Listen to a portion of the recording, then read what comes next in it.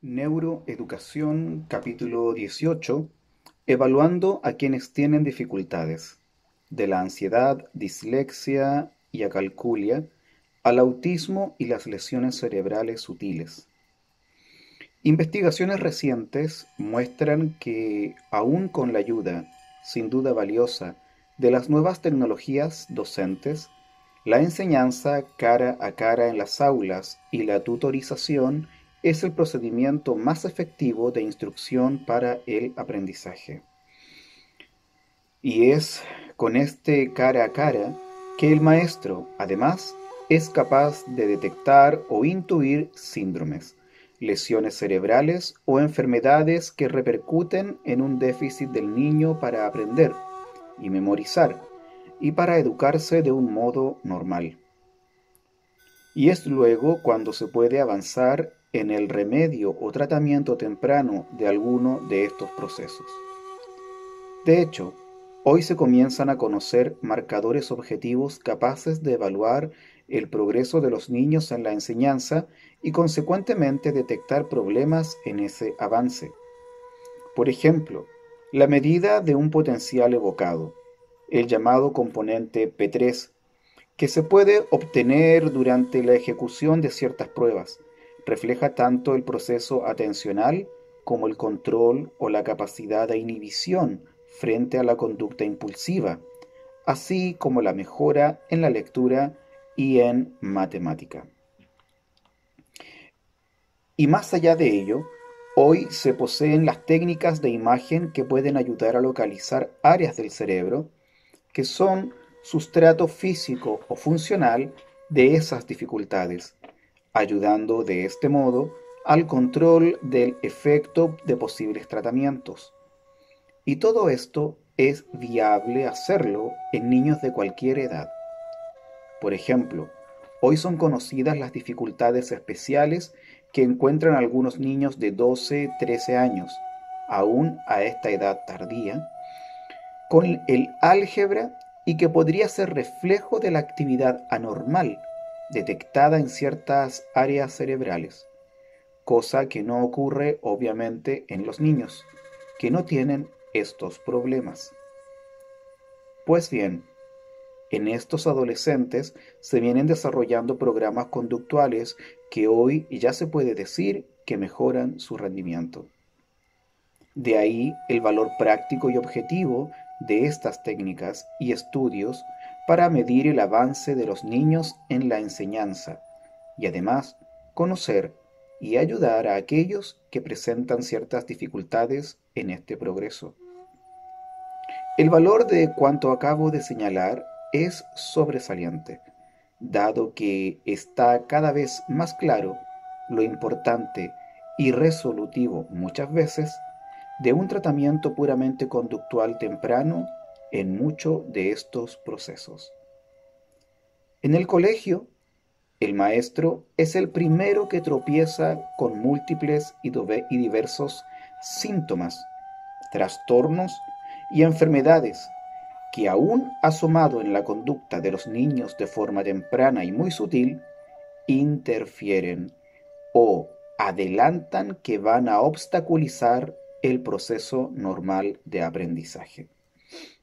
Por ejemplo, cambios en el rumbo emocional del niño que se expresan en ansiedad, depresiones reactivas, o más bien en trastornos más específicos, como el trastorno por déficit de atención e hiperactividad, TDA. Y ya en otro terreno, dislexia, discalculia, autismo o lesiones específicas del cerebro. Cada vez es más conocido el papel funcional de la emoción como sustrato y componente de los procesos cognitivos. Y en la enseñanza y el aprendizaje, estos componentes emocionales son fundamentales. En los niños en particular, este componente emocional puede ser especialmente delicado. Sabemos que la amígdala y los circuitos neuronales que alberga esta estructura en conexión con otros circuitos de otras áreas del sistema límbico, desempeña un papel en la detección de señales de significado social y en particular a través de la percepción de las caras y sus expresiones de miedo, disgusto o preocupación. Sin duda, tales expresiones de las caras del profesor y también de los otros niños en el registro del cerebro del niño, en el día a día, representan una función trascendente en la enseñanza. Y aún de modo más especial en el caso de niños que sufren precisamente problemas de relación social, como los niños que padecen el síndrome de Asperger. En estos niños se ha visto que la amígdala tiene un volumen mayor que en aquellos que no lo padecen. Otro caso son los niños que han sufrido abusos físicos, una educación rígida y ausente de cariño, o son reflejo reactivo a situaciones de estrés en el seno de la familia y desarrollan síndromes ansiosos o depresivos que interfieren con el proceso normal de aprendizaje. Muchos de estos niños, de modo inconsciente, parecen dedicar parte de su atención a la lectura emocional de las caras y las posibles expresiones de amenaza, lo que desvía su foco de atención en detrimento de su aprendizaje. En particular, en estudios de neuroimagen en niños que padecen síndromes con ansiedad desarrollados tras sufrir un proceso traumático, bien cerebral o psicológico, se han detectado fallos en las conexiones entre la corteza órbitofrontal y la amígdala. Lo positivo de todo esto es que tratamientos conductuales tempranos parecen ser beneficiosos y hasta resolutivos. En general, los problemas que padecen los niños y que recaen en una falta de atención hacia lo que se les enseña son el centro de mayor preocupación de todo aquel que se dedica a la educación y la enseñanza. La atención, ya lo hemos dicho muchas veces a lo largo de este libro, es quizá la puerta cerebral que al abrirse activa los circuitos cerebrales que activan a su vez los procesos de conciencia, estar despierto y darse cuenta de las cosas, y con ello aprender, memorizar y alcanzar conocimiento. Y de ahí la importancia sobresaliente de sus déficits y patología. Pero no solo adquiere interés e importancia este capítulo de la atención en los niños en el colegio, o en la adolescencia, o en la universidad, sino en la gente de la calle, en los acontecimientos sociales de todos los días. Respecto a este último, no me resisto a contarles, por lo significativo del caso, un estudio psicológico reciente que refiere a esa atención en relación con el reconocimiento de las caras de las personas, aunque sea en un contexto tan alejado del meollo de este capítulo. La historia es la siguiente. Sabemos que alguien es nuestro compañero de clase, de trabajo, nuestro padre, o para el caso un desconocido, por el reconocimiento consciente que hacemos de sus caras. Pues bien, ese reconocimiento, tan común en todo el mundo y asumido por todos, hoy sabemos que está impedido en algunas personas. Es la ceguera para las caras, una patología conocida como prosopagnosia, y que se pensaba que en la población en general, digamos, normal, era muy rara. Sin embargo, se ha comprobado que, por ejemplo, este proceso afecta al 2,5% de la población en Alemania. Lo curioso es que estas personas con este defecto cognitivo grave pasan inadvertidas en sus relaciones sociales o en el trabajo. Nadie o muy poca gente se da cuenta de ello. Y se debe a que quienes padecen este síndrome tratan de esconder u ocultar su defecto por sus consecuencias bien laborales, bien en sus relaciones sociales. ¿Cómo logran estas personas desviar la atención de los demás de modo que no sean capaces de detectar que padecen este defecto?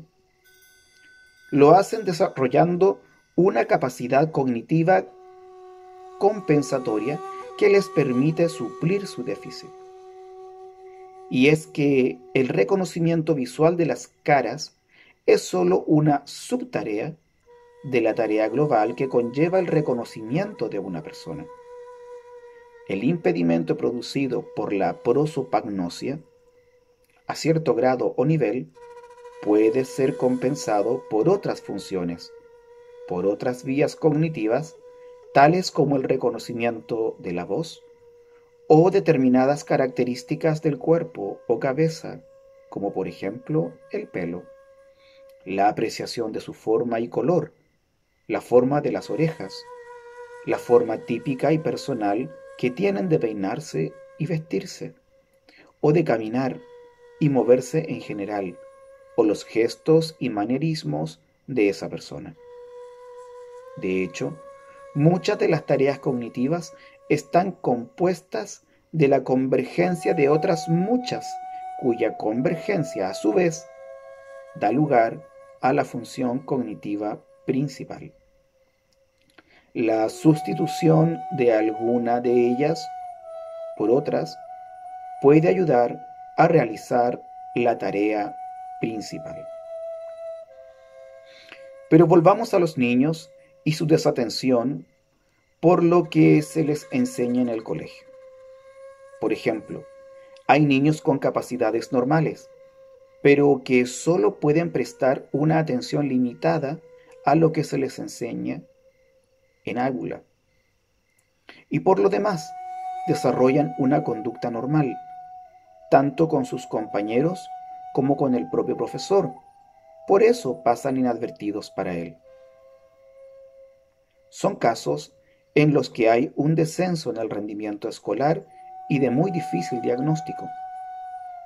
Pero junto a ello existe un extenso marco de trastornos que afectan a la atención de un modo más severo, de más alto grado, y que son más fácilmente detectados por el maestro.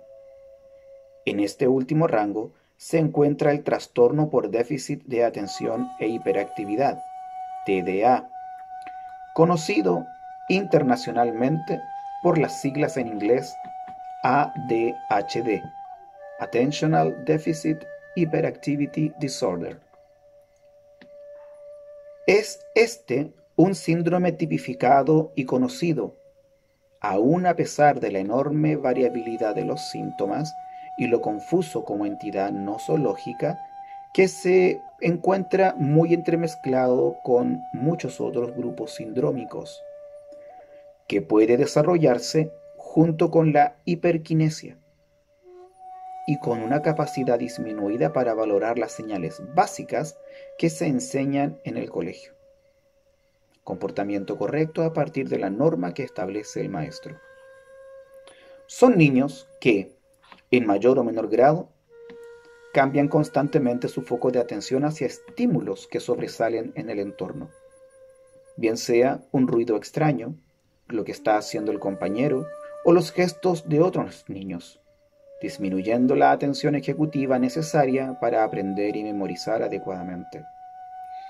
Algunos de estos niños además presentan una serie de cierta impulsividad o reacción anormal en su conducta. Y es hoy cuando se comienza a encontrar tratamientos, no farmacológicos, para mejorar su comportamiento. Algunos de estos tratamientos conductuales se realizan a través de juegos de ordenador que despiertan su interés y curiosidad a la vez que ejercitan su foco atencional sostenido. Muchos de estos juegos son muy simples. Por ejemplo, uno de ellos consiste en enseñar al niño a seguir el movimiento de un gato que aparece en una pantalla de ordenador utilizando un joystick. En la pantalla del ordenador se puede ver, además del gato, un pato que nada y va cruzando un pequeño lago. Al niño se le pide que mueva el gato, no para que lo acerque al pato, sino para que se adelante y señale el punto de la otra orilla del lago donde se supone va a llegar el pato, y eventualmente cazarlo allí. El pato nada en línea recta, lo que deja entrever el punto de la orilla aproximado a donde va a llegar. Este juego se sigue de otro más abstracto, consistente en pedirle al niño que, en la línea de números que se le muestra en la pantalla de un ordenador, en símbolos grandes y pequeños, señale aquellos dos que representan las mayores cantidades, estando precisamente estos números representados con los dígitos del tamaño más pequeño. El niño tiene que focalizar su atención para resolver un problema que consiste en señalar los números que simbolizan cantidades grandes escritos con dígitos más pequeños. Hay otros juegos como mostrar al niño una línea de gatos, peces y cangrejos y que éste señale el gato, pez o cangrejo que mira en dirección contraria a la que llevan todos los demás de la línea. El puntero con el que el niño señala el pez seleccionado marca, además, el tiempo que tarda en detectar la dirección diferente y también los aciertos o errores. Pues bien, estos juegos y el entrenamiento contribuyen a mejorar la capacidad atencional de estos niños. Hay un estudio realizado en niños de entre 4 y 6 años que padecían ADHD, que muestran que este tipo de tratamiento conductual, repetido varias veces al día y solo durante 5 días, produce una mejora en la atención ejecutiva, expresada en ser capaz de distinguir fallos que se encuentran en la lectura de un libro u ordenador, pero no mejora su conducta de desatención e hiperactividad en la clase. Es posible, sin embargo, sugieren los expertos, que este es el camino que debiera permitir diseñar nuevos programas, test y tiempo de aplicación, duración del entrenamiento, más promedio de tiempo, más prometedores para el tratamiento de estos problemas de la atención de los niños durante el desarrollo.